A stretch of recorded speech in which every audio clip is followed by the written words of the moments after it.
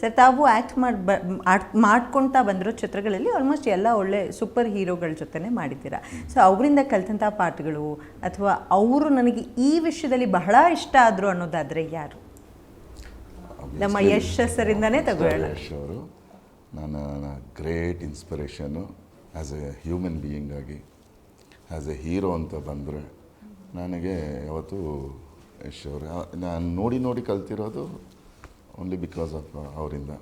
ನೋಡಿ ಏನಾದರೂ ಸ್ವಲ್ಪ ಕಲಿತು ಸ್ವಲ್ಪ ಏನಾದರೂ ಮಾಡ್ತಾಯಿದ್ದೀನಿ ಪರ್ಫಾರ್ಮೆನ್ಸ್ ಅಂದರೆ it's only because of him. ಅವ್ರ ಜೊತೆ ಟ್ರಾವೆಲ್ ಮಾಡಿತ್ತು, ಅವನ್ನ ನೋಡಿತ್ತು. ಯಶ್ ಅವ್ರ ಜೊತೆ ಮಾಡಿದ್ದೀರಾ, ಹಾಗೆ ಬೇರೆ ಕಲಾವಿದ್ರ ಜೊತೆ ಕೂಡ ಮಾಡಿದ್ದೀರಲ್ಲ ಸರ್, ಅವ್ರಗಳ ಬಗ್ಗೆನೂ ಹೇಳೋದಾದರೆ? ಮುರಳಿ ಅವ್ರ ಬಗ್ಗೆ ಹೇಳೋದಾದರೆ? Shri Murali sir very gem of a person, very down to earth.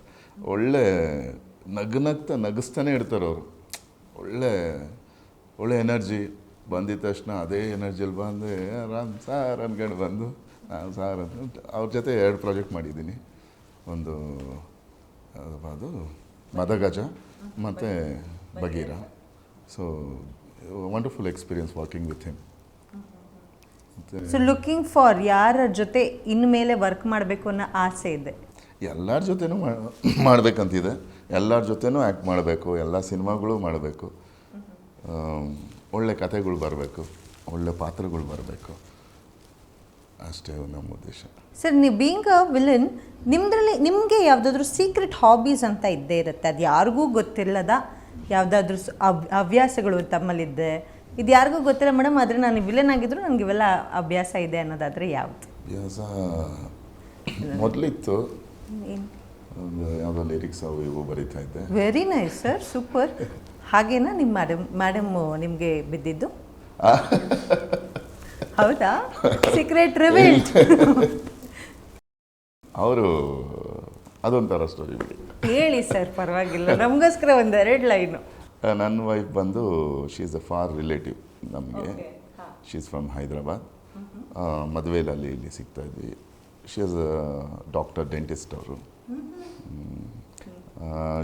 Sir ಹೀರೋಗಳು ಎಲ್ಲ ಹೀರೋ ಪಕ್ಕದಲ್ಲಿರೋರ್ನ ಹಲ್ಲು ಮುರಿಯೋರು, ಮೇಡಮ್ ಹಲ್ಲು ಫಿಕ್ಸ್ ಮಾಡೋರು, ಎಂಥ ಕಾಂಬಿನೇಷನ್ ಸರ್.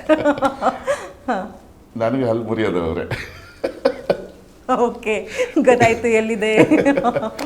ಇಲ್ಲ, she is very supportive. Actually ನನಗೆ ಬ್ಯಾಕ್ ಸಪೋರ್ಟು, ನನಗೆ ಅಷ್ಟು ಎನರ್ಜಿ ತುಂಬೋದು, ಕೆಲಸಗಳು ಮಾಡೋದು ಅಂತ ಯಾವತ್ತು ಹುರಿದುಂಬಿಸಿ ನನ್ನನ್ನು ಪುಷ್ ಮಾಡೋದು ನಮ್ಮ ವೈಫೇ.